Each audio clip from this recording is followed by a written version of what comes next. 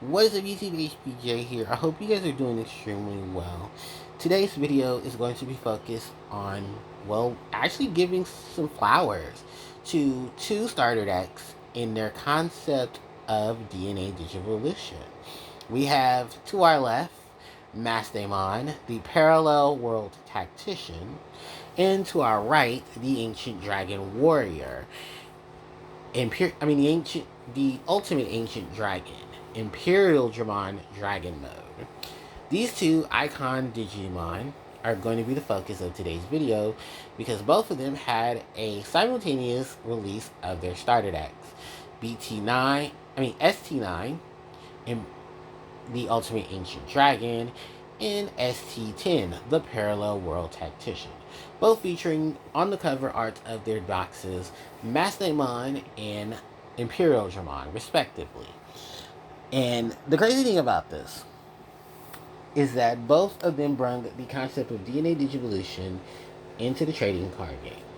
Well, the more modern variant of the trading card game. Not only did exceptionally well, had their time in the spotlight, and got waves of support, but also brought the concept into the game that has definitely not only evolved, but even to the point where now there is a Mastemon Ace and an Imperialdramon Fighter and Dragon Mode Ace for the respective Digimon. And while many of you have probably lived in a rock or never heard of it, the term of DNA Digivolution is when two Digimon join forces and become one. It's kind of like polymerization from Yu-Gi-Oh! But you take the best parts of some of those Digimon and you form them together. Or in some weird ways, you compile a major Digimon and it's just a major, stronger variant of what has become. Now, I will say this in the defense of many Digimon who do DNA Digivolve. While some of them don't look like they would be technically the fusion of two Digimon, they do take the concept of forming what is to become of those particular things when they do join forces. And it's crazy to say that because when the series Digimon Adventure 2 brung DNA Digivolution and showcasing it, I will say they kind of messed up with at least one Digimon.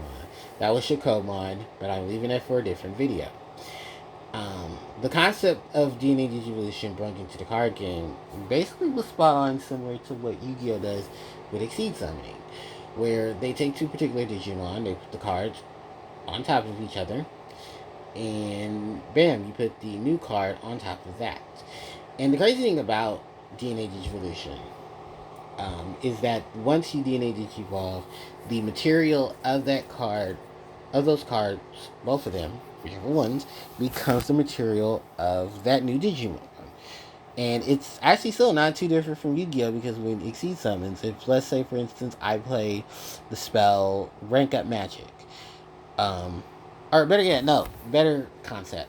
Let's say I take my Utopia and I put Utopia Ray on top of Utopia. Any material that was attached to Utopia becomes material for Ray, including Utopia.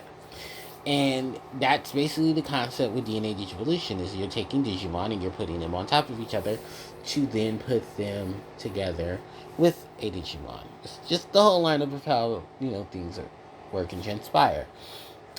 And the card game itself introduced it in both of these structure decks, which both came out simultaneously in the same set. Digimon Parallel World Tactician, Digimon Structure Deck 9, the Ultimate Ancient Dragon, and Digimon World 3, Digimon World 3, Digimon World, Digimon Starter Deck 10, the Parallel World Tactician. Sorry, I'm a little scatterbrained because it is late, so I'm trying to just keep myself together. But yeah, they brung these two concepts into the trading card game and did exceptionally well for their start. Imperialdramon focuses on suspending and unsuspending a actual like a con not a convict a actual concept that the Digimon have done since um with the respective color of not purple. It's spinning Digimon tends to more be of the green Digimon's assets, while powering up cards and finding a way of removing them through without touching them is what Imperialdramon does. I mean, what Blue does. Because Blue has a lot of power cards. Blue has a way of removing cards as well. And that's kind of the focus of what Imperialdramon's preform Pyldramon does. Unsuspending, powering itself up, and then removing threats. Once you get to Imperialdramon Dragon mode, it becomes game on. And Imperialdramon Dragon mode likes to just, use Giga Death or Giga Death, its signature ability to send unsuspended cards back into the deck, so you don't have to worry about them anymore. And it's weird polar opposite. We have Mastemon, who her concept is focus on bringing Digimon back into play, then being able to DNA Digivolve. Once DNA Digivolve, her gimmick is that she takes a purple or yellow Digimon in your trash, puts them into your security, and then brings out a purple or yellow Digimon with a level of 5 or more. Once she's been summoned, if she was properly DNA Digivolve. That allows you to bring out stuff like one of her main correspondents, Lucemon Fall Down Mode, who has its own ability in conjunction to hers. And they work pretty well together, too. If you ever want to know how well they work, go online, look up some of the Digimon deck profiles for Mastemon prior to... No, even so, when BT11... look at a lot of those where you see people playing Lucemon Fall Down Mode. I think he's Lucemon Chaos Mode in the international version. Where on play, or when Digivolving, you can select one Tamer or one level 6 or lower Digimon and delete that card.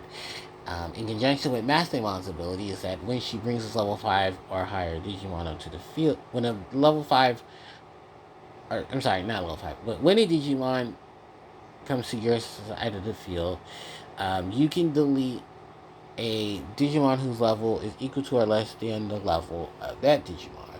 And because of Lucemon being a level 5, if he's going to already pop the level 6, our Tamers, then Miss Mastemon is going to pop and get rid of any of the lower, as a way to clear out the board. Now, well, these two concepts themselves have evolved, and their strategies have definitely changed to correspond with more, not only the Tamers that they respectively have, but also the concept of the game and the game itself moving onward. We've seen a lot of shift onward to Imperialdramon, mainly because something I've always brought to the light. Because he's a main protagonist or the best friend, you're not going to really see much out of Mastemon. I think even at a point when I talked about the new Mastemon support, which I'll do in a separate video, or you can check out my video for the next Mirai from BT22, Mastemon has a lot of problems with her opening gambits. But once Mastemon gets going and you get into your Mastemons, Mastemon is a force. A force to be reckoned with. Being able to access Angel, Archangel, and Fallen Angel Digimon while being able to remove Digimon that she feels is a threat. You see a lot of this throughout the multiple versions of Mirai. Similar to that, we see the variations of Imperialdramon that likes to suspend Digimon, unsuspend himself, get rid of Digimon that he would feel is a threat, and then keep things at bay. It is a crazy thing to note because when these two started out, they were basically put up against each other, to see which one was more of the refined, best variant of DNA Digivolution. Even though we've gotten a lot of other Digimon archetypes and stuff that have done DNA Digivolution and done it well, we cannot leave out the fact that both Mastemon and Imperialdramon set the tone for what was to come. Amazing concept, dealing with a lot of things, setting up, different lineups of, just the amount of support both of them got. One was focusing on suspending, unsuspending, and buffing itself, while the other one focused on bringing her material onto the field so that when it's time to pop off, she does. She takes out threats that are on the field and basically focuses on putting the pressure onto it, especially with that BT11 support. Ooh boy, Mirai cheating out Andromon and Lady Devimon once the other one is DNA Digivolve, suspending herself to gain a memory, and then going in for the DNA Digivolution. Oh boy, you can do that very well. For Imperialdramon, most sort just combines your stack. You gotta commit Imperialdramon because out of the two, sadly enough, Imperialdramon has done better because of a lot of the things that are attached to Imperialdramon. But I cannot fret Imperialdramon too much because I do actually like Vmon as a Digimon. Very carefree, very loyal, very upstanding Digimon. His evolution lines, my god, they are awesome as well. Goldramon on one end, Imperialdramon and them on the other. The history with Imperial, but leading into Imperialdramon Black, Vmon becomes a World Knight himself in the form of All Force Dramon, who is just as awesome. Reina in connection, and even V-Tamer Tai as well as a connection too. So many different connections. And it's something that I like to say. I love these concepts when they bring it to the Digimon card game. I love how they bring the concepts in, bringing everything together when it comes to this. When I looked at how they both started and where they are now, while yes, the glow up is definitely pointed to Imperialdramon, who's doing extremely well competitively, we cannot write out Mastemon because of all the concept Mastemon has brung, the amount of things Mastemon has done. And I do appreciate Mastemon not only as a player, but really cool Digimon. I only wish that, like in the card game, there's a lot more cohesiveness to Mastemon decks. I do definitely want to do another video on Mastemon, and I'll probably do it shortly after, if I don't fall asleep to it. But this being my first time talking about the Ultimate Ancient Dragon, in comparison to it, while yes, I would personally push for Angelomon, most people are going to probably tell you to push for Imperialdramon because of the more consistency with everything that is attached to Vmon. And what a consistency it is. Well, Mastemon unfortunately has to struggle between the angels. It's a high angle. That concept. Excuse me. But it does bring light to the fact that when DNA Digivolution was being looked at and recognized, both of these icons did it well. Just did it in their own way. I do have to appreciate both of them in this video. And hell, I'd appreciate them both in separate videos because why not? Even when they changed color, when Imperialdramon changed color into purple and red, wow, what a transformation that was, because it really did boost up things. But wow, was that a transformation of things, because it was still a deck that consistently pushed into. And I think with the most recent set, now they have red and blue cards to correspond with red and green card corresponding to that of the newer support for Imperialdramon Fighter Mode Black, and the concept that's attached to it. Really cool concept as well. Well, unfortunately, Lady Mirai and Lady Mastemon, because they bring Mirai into the fray to help support Mastemon. And while a lot of the Mirai situation is something I would look into for the video for Mastemon on our own, we're just waiting now for the BT22 Andromon and Lady Devimon to see what they do. And maybe, hopefully, they would make the Mirai look better. But, yeah. No, I don't know how strong it is going to look. But they can try. And then from there, I don't have much to say outside of that. Is that while Hoping and Dreaming, one gets more support to mimic what the other does, the other one is still doing extremely well. Sadly, yeah, I would have to say don't pick Mirai up because Mirai's stability is still up in the air. While there's a lot of cohesion for Vmon into Imperialdramon in that lineup there. Sorry, but not sorry. I had to call the spade a spade when it comes to it. But I definitely will be talking about those in a separate video, just to get myself familiar with Imperialdramon. But I know what I want to talk about with Masty. And while that is said and done, I do say both of these starter decks are amazing. Pick them up if you possibly can, but like I said, singles are always available. And you'll probably be steered to want to play more so of Imperialdramon because, well, the more recent support.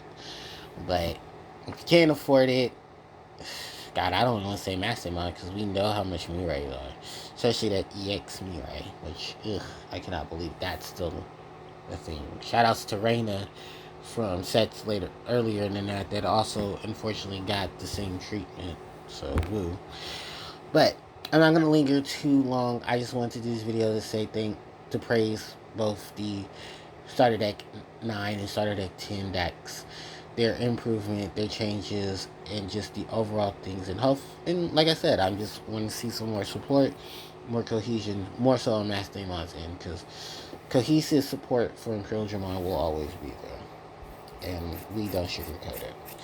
But that's pretty much going to wrap up this video because I'm tired and I kind of want to move on to some other things I got to do. So thanks everybody for watching. I do appreciate it.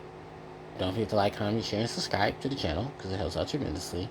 Hit the notification bell to be informed of when I upload more of my content. My social media links are in the description box below. And with that said, thanks everyone for watching. HJ signing out. Take care.